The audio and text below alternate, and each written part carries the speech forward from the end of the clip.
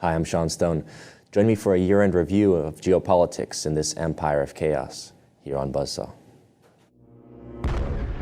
Central Intelligence Agency. It was described by witnesses as...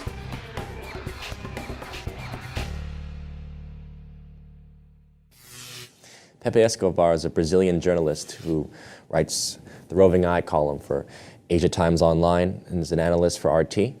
And he's also published a couple of books that you may have read, including Globalistan and The Empire of Chaos most recently. He's a roving madman in his own right and a fantastic journalist who's probed into the world of the Taliban up to the modern day ISIS and oil politics and what are called pipeline wars. So he's joining us today to talk about what he's been seeing unfold over the last decade and what to expect in 2015. So Pepe, thanks for joining us.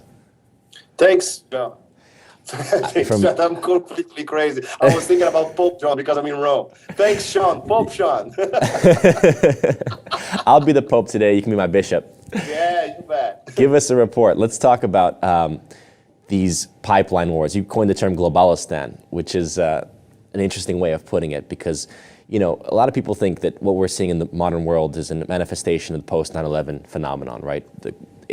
For most Americans, our ventures into the Middle East began after September 11th, and then, you know, the war in Afghanistan, then Iraq, and now it's everywhere, right? It's Africa, it's across the Middle East, it's Asia, all the way to, you know, the doorsteps of Russia.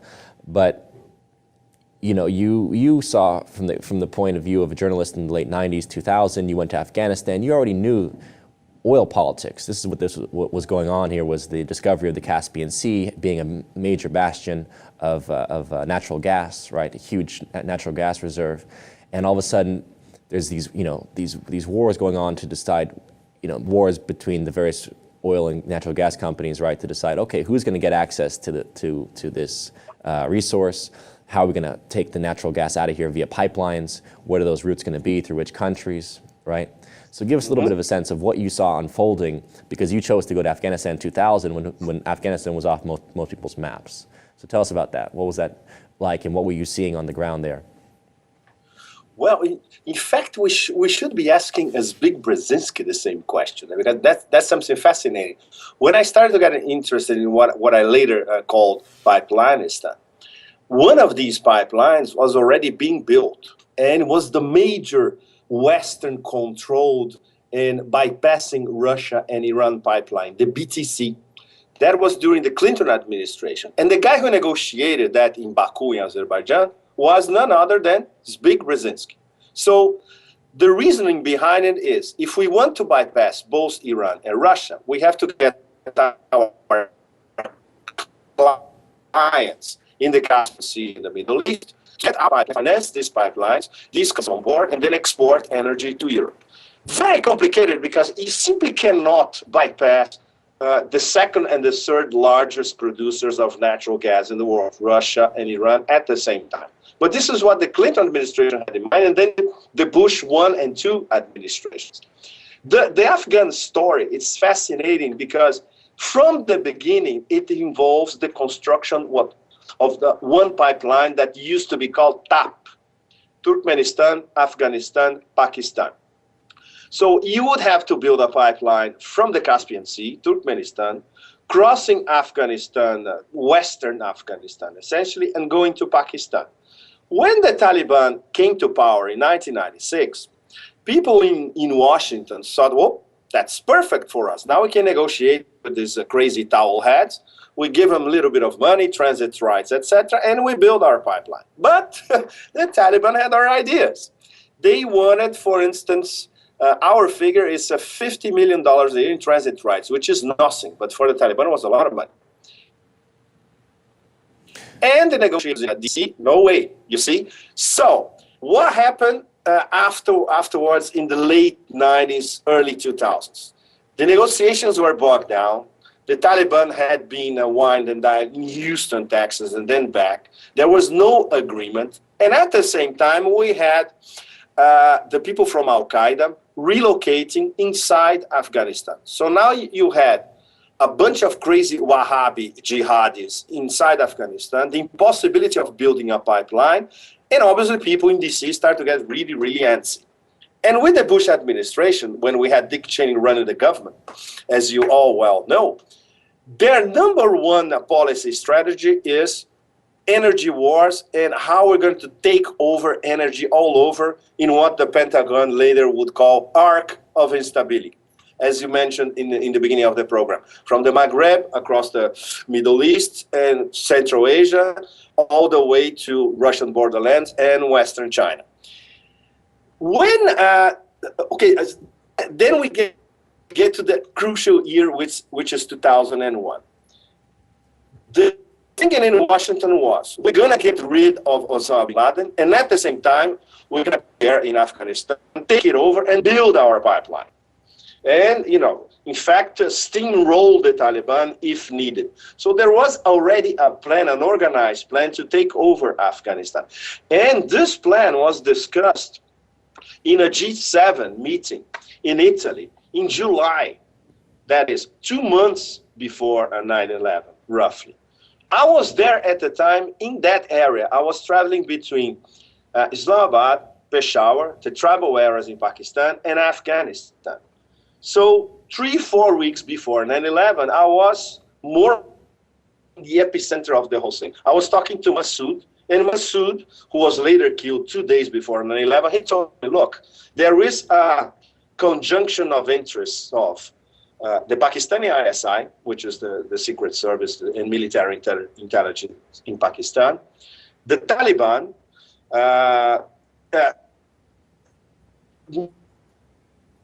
East Wahhabi style, financed by Saudi Arabia interests, and the Americans as well. And on our side, we have nobody practically. We receive some help from Russia, some help from Iran. We control 10% of the territory, and we're the last line of defense. If these people run us over, that's it. They will control Afghanistan for good. Go ahead, Sean. This is Masood you're talking about. Masood being the head of the Northern Alliance at this point, who had fought against the Russians initially, but then ultimately fighting against the Taliban, right? Exactly. He fought the Soviets, but then, by 2000, 2001, the Russians were supporting him because they knew that the Taliban in power in Afghanistan meant the export of ultra-radical Wahhabi-influenced Islam to Central Asia and also to the Caucasus and even inside Russia. So, and same to Iran, because Iran, they knew that this out-of-control Wahhabis, Deobandis, etc., they would also try to destabilize Iranian provinces as well. So, let's say on one supporting Masood as well, basically lip service, in fact, not weapons. And on the other side, we had Saudi Arabia, Pakistan, the United Arab Emirates, the Taliban, and the Americans behind them taking a look and saying, look, let's steamroll everybody, let's take over that thing. When we were at this conjunction, this is when 9/11 happened. And 11 days before 9/11, when I was coming back from Afghanistan, in Peshawar, in the tribal areas, our sources over there, I was in touch with a lot of very good local journalists in Peshawar who knew all the tribal leaders, the tribal chiefs, etc. And Peshawar is like a kind of, Islamic Rome. All roads over there, they converge to Peshawar. It's absolutely fascinating. And they told me, look, we were at the breaking point of having an American commando entering Pakistan to snatch bin Laden. They were forcing Musharraf to accept it, and Musharraf backed off at the last minute saying, look, if I do this, it's going to be a civil war inside Pakistan and I won't be able to control it. 10 days after that, 9/11 happened, which we all have our own particular conspiracy or non-conspiracy theory about 9/11. But I think this story has never been explained. We all know the holes in the official story, but we also know the interests behind so-called Pearl Harbor and who would profit from it. In the end, the Taliban didn't profit from it. The Pakistanis didn't. The Cheney administration did, of course. And they thought, now we are free to control every energy important point from the Middle East to Central Asia, build our own pipelines and control energy, not only into what West gets, but especially bypass Russia, China, and Iran, and control who the Europeans get their energy from. We all know how this went downhill after that, of course. But this is what the state of the union during 9/11, it's more or less, this is what was happening. Now, whatever happened with those pipeline deals? Because you were talking about the deals, obviously, that were trying to be brokered with the Taliban initially. Then, obviously, the Taliban, they ultimately don't follow through with the deal, and 9/11 happens. Then they were right, and that's very interesting. In December 2001, there was when finally we all knew who was going to be the next leader of Afghanistan. The Afghans at the time, I was in Kabul, they were absolutely sure that the next leader would be King Zahir Shah, who would come back and, reclaim the throne. In fact, that's what the majority of Afghans wanted at the time. Obviously, the Americans had other ideas, and they found out what the guy who in Kabul used to be called the kebab seller, our friend Hamid Karzai, because he had a string of restaurants in the U.S. selling kebabs, whatever. But this was the local lore in Afghanistan at the time. Very funny. Anyway, by December, there was a very important meeting. We had Hamid Karzai, Musharraf, Pakistan, and that great guy who was running Turkmenistan, Niyazov, he was still alive at the time. And they signed a memorandum of understanding for the famous TAP pipeline, Turkmenistan, Afghanistan, Pakistan. We all know what happened afterwards because the war never ended, of course. And then how could you build a pipeline financed by the Asian Development Bank, by the way, which is basically controlled by the US and Japan, through a war zone, which was Western Afghanistan, and going across Kandahar province, which was starting to erupt in 2002, 2003. And then by 2004 and 5, the Taliban were too strong, and they were controlling already 50, if not 60% of the country, in all that area where the pipeline would go. So obviously this went extremely wrong, not to mention what happened in Iraq, of course. Right. So the pipeline deals, ultimately, they were signed, but they were never implemented. So right now there's a lot of deals in place, but there's been no pipeline development since the continuation of these wars for the last 14 years going on now. In this particular pipeline, the Caspian, going to Pakistan and India, no. But they keep on resurrecting. It's like a return of the living dead scenario all the time with TAP. It became TAPI for a while with India participating. Now there is some money from the ADB, but nobody knows how they're still going to build a pipeline through what remains a war zone in Western Afghanistan. And in the past few weeks, Iran and India pipeline. Sorry, Pepe. Say that one more time. We just lost that for a minute. Just say it one more time. What happened in the last few weeks? No problem. There was a competitor that after a few years, when everybody saw that the TAPI probably would never be built, Iran proposed to Pakistan an alternative route from southern Iran to southern Pakistan, and India would join in as well. So both Pakistan and India would finally get the gas that they needed. But instead of coming from the Caspian, Turkmenistan, they would come from the Persian Gulf, from Iran. Obviously, this pipeline, or the idea for this pipeline, was bulldozed against by the Bush administration 1 and 2 by big time. They wanted to cancel this by all means. Iran, they already, as we stand now, Iran already built their side of the pipeline, and they offered to finance the Pakistanis who are totally broke the gas. So this pipeline is also stalled. But what we get from this whole story is that the strategy of the Cheney regime, let's put it this way, didn't work. They were sending monthly missions to Central Asia to convince them to build these pipelines following a sort of Western mandate. It never happened. You know what happened, which was extraordinary? China, they sent a mission to Turkmenistan. They said to the Turkmens, what do you want? We're going to build the pipeline, we're going to pay for it, and we're going to buy your gas. What do you want in return? Guess what happened? They did all of this. They start selling a lot of stuff very cheap to the Turkmens. So the pipeline that we have is a Turkmenistan, Uzbekistan, Western China pipeline. So it was I would say it was a double defeat for the Cheney regime on all that. So thus far, basically, if all these wars seem to be more about creating chaos, as far as we can see, the creation of a destruction of nation states. Because remember, in the post invasion of Afghanistan time period, there was talk about building nation states, right? We're into nation building in Afghanistan, and yet what we've seen thereafter is the destruction of nation states. I mean, Afghanistan is like it's become a mixture of Taliban warlords having influence in different provinces. On the whole, it's exporting a lot of heroin, which seems to be the big cash crop there, right? Then you get the destruction of Iraq, which it just is continuing to this day in terms of the evolution of these groups like ISIS, right? Now Syria will be the next country to be destroyed, according to this strategy. What is the point of this destabilization? I mean, is this ultimately the end game for this region, the balkanization, what we saw in Yugoslavia, for example, balkanization, right? The destruction of a country into smaller principalities. Is that really what the strategy seems to be for the empire? In fact, it's a mix of a sort of strategy and non-strategy. Well, I'm in Rome at the moment, so obviously every time I come here, all the history of the Roman Empire, like, you look at the Roman Forum and everything comes back. It's just like what happened to Freud, in fact.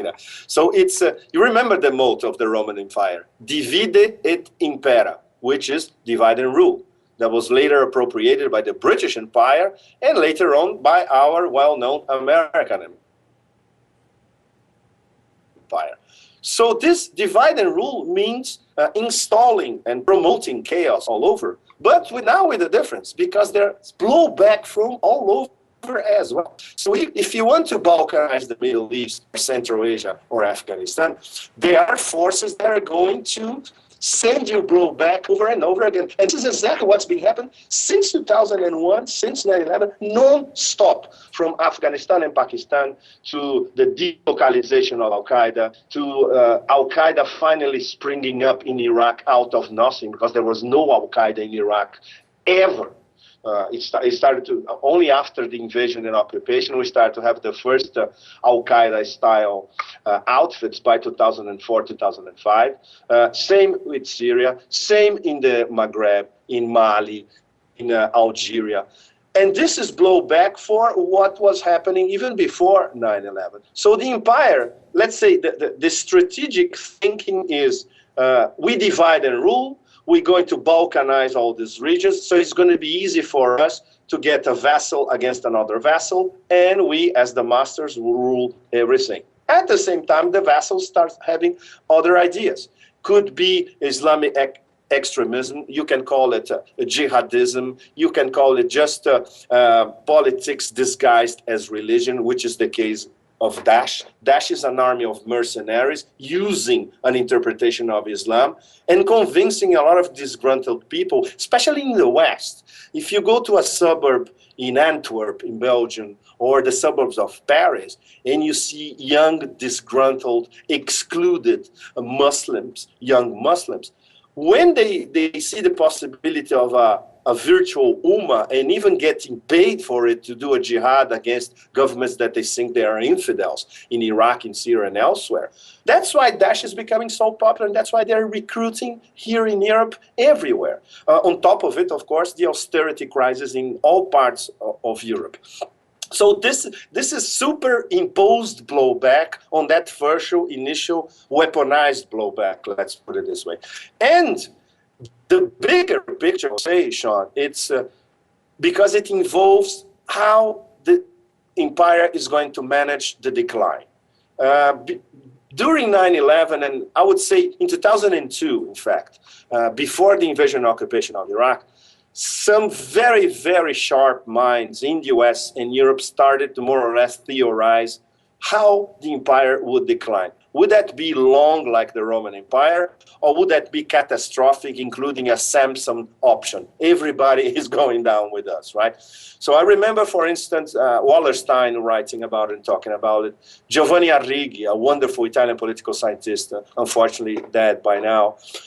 Emmanuel Todd, an anthropologist and a historian from France as well. And most of them tended to agree that it would be really, really nasty, because the Washington Wall Street elites and most of the elites who control the political, financial, economic system that we live in, what Wallerstein called the world system, they simply refuse to see it decline. And it's declining very fast, and much faster than in the beginning of the past decade, in fact. Now, with this new decade, we're almost at the middle of it. And with the Russian and China partnership, which is something we could talk about as well, it's accelerating so fast, like what happened this past 2 or 3 months, which also involves pipeline deals, by the way.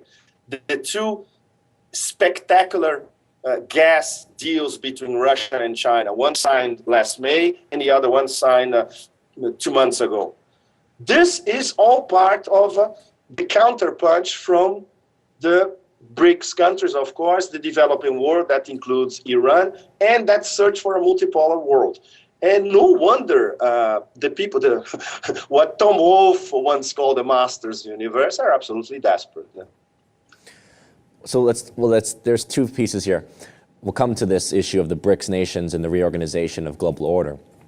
The first question, obviously, dealing with, as you said, the blowback. And what do you call it, Daesh? Is Daesh ISIS? Daesh is how the Arab street calls ISIL or ISIS. I see, okay. So, because they are seen as takfiris, as renegade Muslims and Islam. Their interpretation of Islam has nothing to do with the purity of Islam. So the Arab street, they despise these people. Unfortunately, they are very popular, like I told you, with disgruntled Arabs and with disgruntled Europeans, so Muslim Europeans. Right. But now, when we come back to the origins of ISIS, it was always interesting to me to watch, for example, the Prince Bandar Putin conversation that took place before the Russian Olympics, right, this past winter, yes. right? The Winter Olympics being held in Russia and near Baku, and basically Prince Bandar of Saudi Arabia tells Putin, either you're going to cooperate with us in this larger strategy of oil, and, right, in terms of the oil strategy and financial, you have to pay us for, pay us for arms deals, right? And if you don't cooperate with us, we're going to unleash the Chechens on you, indicating that Saudi Arabia has a certain monetary influence over the Chechen Muslims there, right? Oh yeah, they weaponize them, of course. Right, and this is the game of empire we're talking about. So when Putin basically ignores Bandar's threat, soon thereafter, his ally in Syria is obviously been under threat anyway from the Saudi, American, Turkish. I mean, all these guys allying basically against the Syrian Assad regime. But now you get this ISIS formulation, a lot of whom are Chechens, right? These ISIS guys, a lot of them are Chechens. I mean, a lot of them are foreign fighters anyway. But that always made me wonder, well, is this in a certain sense what Bandar was threatening to Putin a year ago? There is an element of the Bandar threat, no question. Bandar, in fact, he wanted to cut a deal with Putin. Look, if you stop at least supporting Syria, we'll take care of it. But you have to at least stop supporting them, and then we're going to buy a lot of stuff from you, weapons, nuclear power plants, but you don't intimidate the Russians like this. I was wondering who was giving Bandar's orders. But if his understanding as a so-called sophisticated diplomat of the Russian mind, if that's it, wow, it's totally mediocre. The Russians, when they're pushed into a corner, they don't say anything. They calculate their move, and then they pounce when nobody's watching, which is what has been happening in Crimea, in the way they support Eastern Ukraine, which is not separatists, by the way. They are federalists. They just want federal rights and autonomy for Eastern Ukraine. And the Russia-China strategic partnership, not only in energy deals, but in military partnership as well, and inside the Shanghai Cooperation Organization. What the Saudis had in the end is, okay, So we're going to provoke another oil shock. Who's going to lose with this oil shock? Certainly Russia, certainly Iran. Iran, very, very, I would say, lethal enemy for the House of Saud. Venezuela is going to lose a lot of OPEC producing countries. And of course, the US shale gas industry. But obviously, the Saudis were not interested about that. They want to keep their market share, right? But the problem is that this thing is, nobody knows where it's going, and this is not sustainable. Sooner or later, we're going to have the oil market back to at least recuperating 30, 70, 80% of the value that they had six months ago. This is a very oscillating market. So their strategy long-term is unsustainable. And they're still losing money, the Saudis. At the same time, the Saudis are financing the destabilization of Syria. They won't give up on that because they think that if Syria seems to be part of this axis, Iran, Syria, Hezbollah, they constitute a threat against the House of Saud.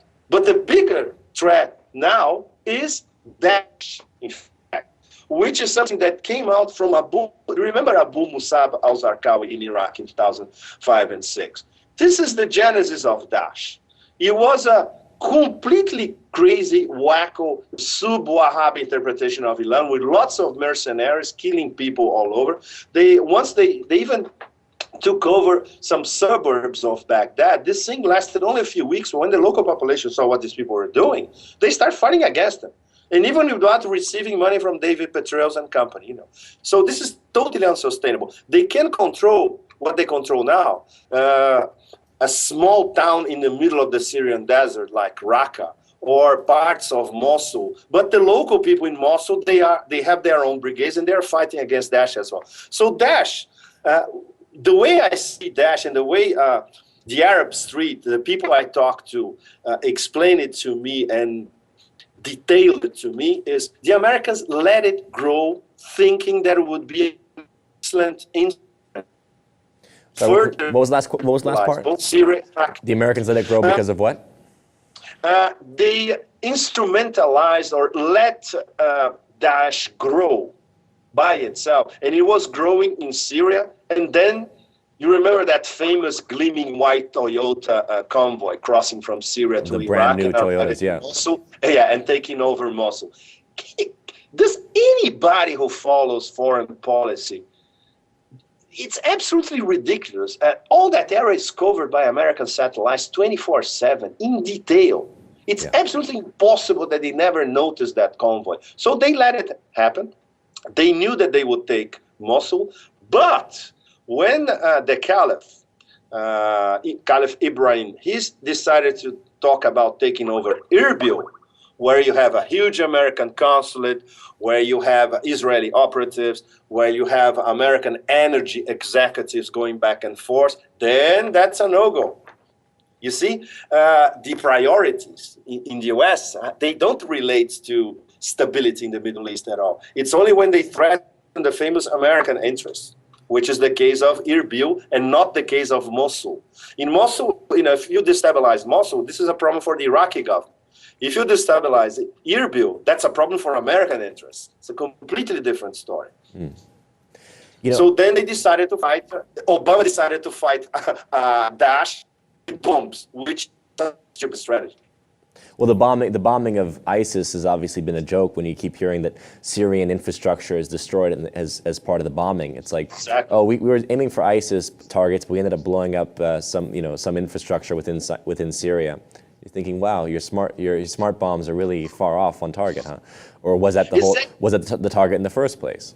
And the thing is, Sean, it's I wouldn't say a clever way, but a slightly obvious way of saying it.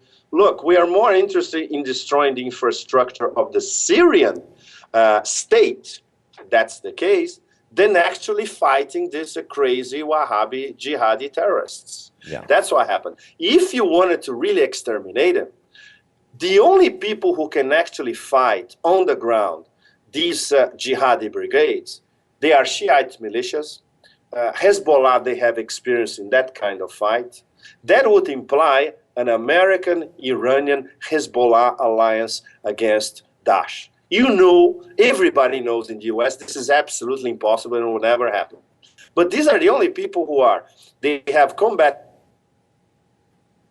experience. They are local intel to fight these deployments by Daesh. If you keep on doing a aerial war or aerial bombing like those absolutely extraordinarily stupid advisors of Obama, Susan Rice, Ben Rhodes, what do you expect? My American friends with a military background, they are appalled that these people are actually advisors at the White House because they don't have, first of all, they don't have a strategy. They don't understand the region. They've never been there. And on top of it, they don't understand what war is all about, not to mention asymmetrical war.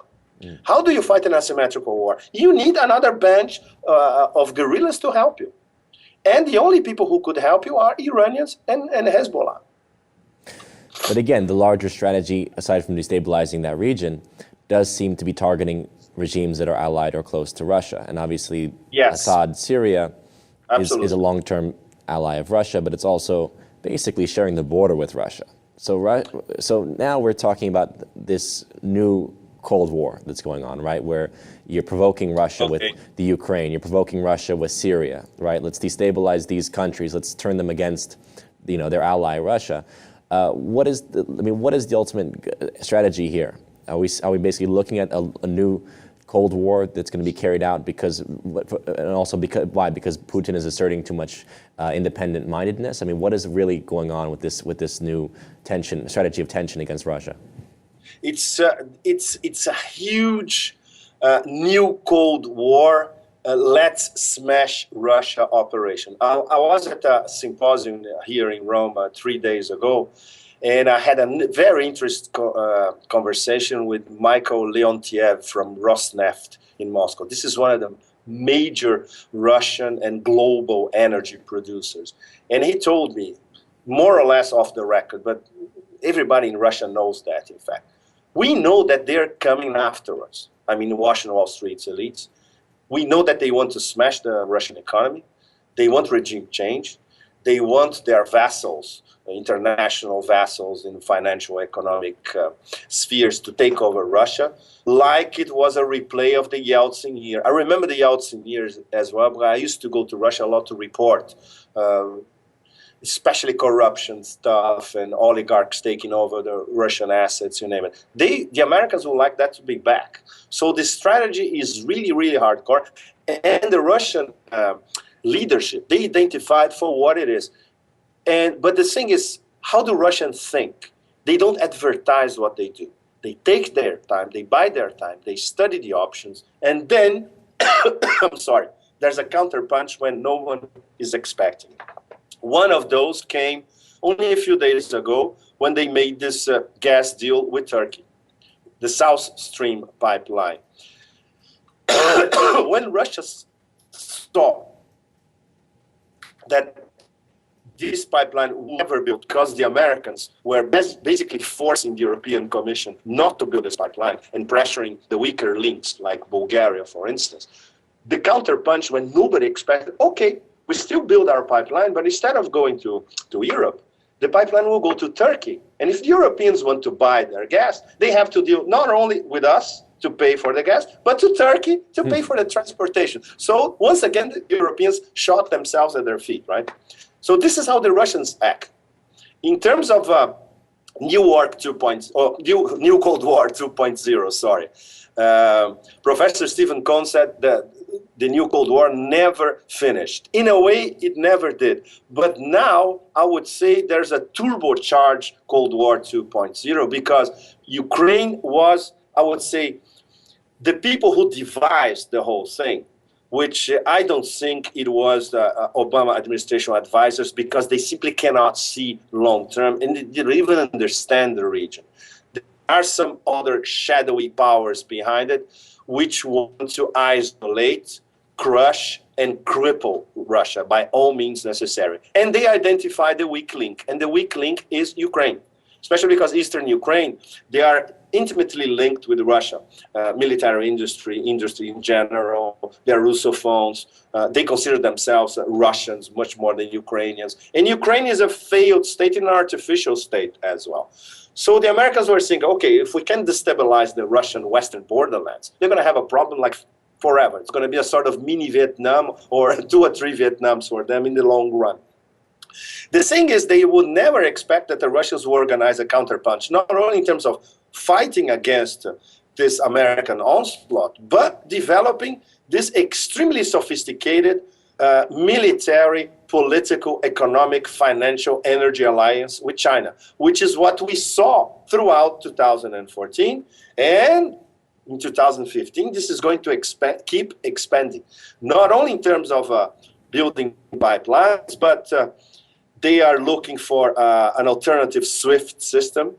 They are thinking in terms of a basket of currencies, progressively substituting the dollar. It's inside the BRICS, a closer cooperation, inside the G20, closer cooperation. And what do the Americans have to propose for this part of the world, which we call Eurasia? It includes Europe, of course, but basically the big powers in Eurasia are both Russia and China. Nothing. It's divide and rule. It's provoking chaos, in fact. And at the same time, Russia and China are involved in what I think is the biggest project for the next 10 years, which is the new Silk Roads announced by the Chinese. The new Silk Roads, boil down to trade integration all across Eurasia, Western China to Germany, with high-speed rail, pipelines, ports, you name it. 3 different Silk Roads, one through the Trans-Siberian, one through Central Asia, and Maritime Silk Road. So in 10 years, we could see in front of us a completely different commercial landscape in this huge area, from Lisbon to Vladivostok. Very funny. This is what Vladimir Putin was saying only 4 years ago. Well, this is certainly, it would make the most sense. And the interesting thing to me is where Iran fits into this whole equation, because now you talk about a country like Iran, which is sort of the heart of that Silk Road, Sean, as well. Right in the middle of it. And yet it's, they cross Iran. Yeah. Don't forget that. No, of course. I mean, Iran is sort of the center of that Silk Road. Now, the thing is, Iran has the oil. And I never understood why Iran simply didn't, okay, why don't Russia, Iran, and China cut the deal, buy the oil from Iran? Iran is already sanctioned by the U.S. Russia is sanctioned by the U.S. That seemed like the natural alliance, but there does seem to be some courtship going on now by the U.S. with Iran over this, the nuclear deal, right? It's ongoing. So as though they're there's almost a question of, will Iran go with the West or with the East? And that seems to be sort of the middle piece on this chessboard. Now, is that correct, or what? I mean, what's going on there? Why hasn't Iran just sort of said, forget it, we're going to throw our weight with the BRICS and sell oil to Russia and China and move on the Silk Road policy? It is because our Washington, Wall Street financial system, world system elites, they noticed that Russia and Iran were getting closer. China and Iran are already very close in terms of energy. One of them selling energy, the other one selling manufactured products. I was in Iran recently, and Chinese manufactured products everywhere. If they cannot get it from Europe, from the West, they buy from China, and it's cheaper on top of it. And they sell a lot of oil and gas to China. And the alliance, it's a more or less informal alliance between Iran, Russia, and China. They're getting closer and closer. So the American way out would be, okay, let's try to cut a nuclear deal. And if they cut a nuclear deal according to what we want in DC, then the next day, of course, they can have Europeans arriving in Tehran to cut energy deals. We can have American majors going to the Iranian market and exploiting the Iranian market. It's a very good thing. 80 million people, very well educated. It's a huge market for multinational corporations that is not inside the Western camp yet. The thing is, the Iranians are not only they're very good negotiators, but they're very, very proud of Persian heritage and Iranian history. They will only get the deal that they want. Otherwise, their plan B is, if the U.S. tries to force us to sell us out, which we'll never do, we won't make a deal. We will keep developing our relationship with Russia and China. For us, ideally, should be our relationship with Russia and China, our relationship with the West is better, and the Europeans coming here, investing in our energy industry, buying our energy, of course, and selling the products that we want and the Iranian middle classes want. So we still don't know how this story is going to play out. That's why middle of 2015, the big story is what kind of deal the P5+1 are going to cut with Iran. Don't forget that Russia is very much important in how this deal is going to be cut, because the Russians are more or less advising the Iranians in the shade of what they can extract from the Americans in terms of concessions. And obviously the Obama administration, they badly need a deal because it would be Obama's only foreign policy success. And at the same time, they know that there is enormous opposition in Washington against the deal because of all the usual suspects that we know. Sectors of the military-industrial complex, sectors of mass media, Israeli lobby, you name it. So this is going to play out in the next few months. It's going to be absolutely fascinating. Depending on this deal, we're going to see either Iran at the same time being courted by Russia, China, and by the West, or Iran, that's it. Forget about the West. Our future is a closer strategic relationship with the big emerging powers, right. China and Russia. But then there does seem to be that pressure that is being exerted on Iran via the destruction of Syria, who is obviously an ally of Iran. Potentially, if Syria goes, Lebanon could go, Hezbollah basically gets cut off. You could end up with Iran being encircled, obviously, with American bases on the east in Afghanistan, Pakistan, right? The Baluchistan groups of terror groups operating on Iran's eastern side, and then you have the Western Front with Syria being gone. So there's this interesting counter strategy, which is to say, okay, let's if the West doesn't succeed in cutting their deal and Iran goes with Russia and China, there's always that alternative of the Iraq option, right, which is where you invade and sack Iran and don't allow it to be independent in regards to its policies vis-a-vis Russia and China. So that's one of the potential, I think, escalations that could lead to will be a modern world war, right? Would be an attack on Iran. Exactly, and don't forget that the next American administration could be our friend the Hillarator, could be Jeb Bush, or whoever is going to be there. I would say if there is no deal with Iran, Iran is going to be the #1 priority for the next foreign war of the United States. And this is absolutely appalling by all means, because picking a war with Russia is another story. Don't forget that Russia, they have, in terms of ballistic nuclear missiles, they are practically invulnerable now, and the Pentagon knows it. No matter what those clowns in NATO say, and I had the displeasure of following the page of clowns, it's just rhetorical.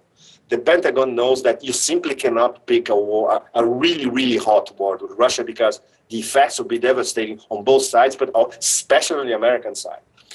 And so we are at this war of words that's heating up all the time. We are every week. Russia has invaded Ukraine again. Russia is going to invade Estonia. Russia is going to invade all the Baltic countries. Russia is going to be at the doors of Warsaw tomorrow. It's ridiculous. It's not going to happen. And the Russians are not expansionists. They are organizing a defensive strategy and protecting themselves from. They have identified the possibility of if the Americans in the next few years go completely derailed in terms of we're losing our empire, they could opt for a first strike. So Russia would have to protect itself from the option of an American first strike. So this is what the leadership is in Moscow is thinking, how much ahead they are thinking about it. And they are coordinating this with the Chinese as well. The Chinese know that they are encircled by American bases in the east. They want to break out of this ring encircling them by the American Navy. So they are building underground submarine bases. They are perfecting their maritime weapons as well. So in the next 5 years, until the end of this decade, the military situation is going to be fundamentally altering that region and not to the benefit of the US. And always our friends in the Pentagon, they know it very well. And that's why this is so worrying. Because some people could start thinking, okay, the MAD system is over, mutual assured destruction. This is what kept us during the Cold War. Now we are in a post-MAD system, and everything is up for grabs. Take no prisoners approach. This is why we have some of the brightest minds, some of them in the US, some of them in Europe, openly talking about the possibility of a war in the next few years in European territory, which is completely crazy, completely crazy. We're thrown back 100 years all of a sudden. 1914, yes, the beginning of World War I. You're right. So basically, Yes. you feel like we're at the juncture now between the strategy of peace, which is a Silk Road strategy of development for Eurasia. And many people have talked about this. Eurasia is the largest landmass. It has all the agriculture necessary. It has the majority of the planet's population. Yes. But that requires trade and development between nations, right? Of technologies, More and integration. high-speed rail, and infrastructure. And the other alternative is the mad British American Empire, basically realizing, look, we can't benefit anymore. Our derivatives can never be honored. We have too much debt that we're carrying, and our system is defunct, bankrupt, and basically we're going to continue this chaos and destruction policy, which could ultimately lead to a world war. So basically, it's peace or war, and it's up to. And what is the hope here for the average person? What is a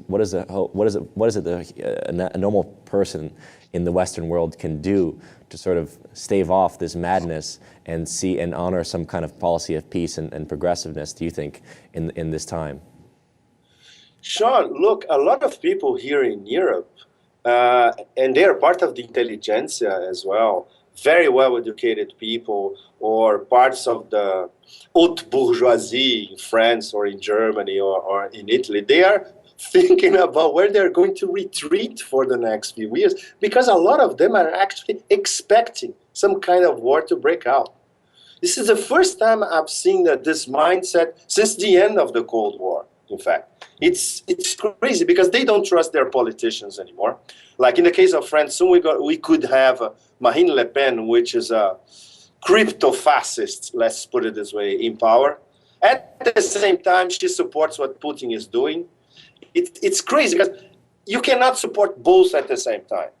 And the French electorate cannot support Marine Le Pen and support Sarkozy at the same time, which is a mad right-winger who loves war, by the way, as long as nothing happens to French troops. In Germany, the German business class and industrial class, they want to do deals with Russia and China because they see that the only hope for Germany to become a global power is doing deals with emerging East. And they don't care about Europe anymore. But try to explain this to the German politicians in charge, Merkel and everyone around. So the dichotomy between the population, the average citizen that you mentioned, and their political representatives, not to mention Brussels, which is an enormous Kafka exercise, in fact. Brussels, you have that 25,000, 30,000 bureaucrats with enormous salaries and fat pensions dreaming up schemes to antagonize people who could be helping them, for instance, the Russians, or legislating on details that turn the daily life of the average European worse and worse and worse. So the dichotomy between the European street, let's put it this way, and their mandarins is enormous. And people actually fear that these people, they are so incompetent that they could actually lead Europe towards a new war because they are following the Americans blindly. When I say the Americans, of course, these sectors this is not a generalization. Well, you mean the Bilderberg group, really? And that's the actual question: is what does the Bilderberg group want to do? What's the steering committee? What's the policy put forward by the Bilderberg group going forth? I think that's the most interesting question that may most dictate what happens for America in the coming year. Exactly. So they are thinking in terms of every time there is a war in Europe, we profit. So let's apply the same old method. There's going to be a devastation in Europe, and we, because we are far away, of course, we're going to profit from it.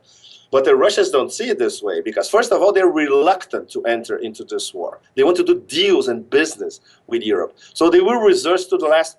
They will be resisting until the last minute. So the only possibility of this war to happen is not what we read every day in the Wall Street Journal or BBC or whatever, that the Russians are going to invade Europe. No, on the contrary, NATO is going to provoke something or a false flag and force the Russians to react.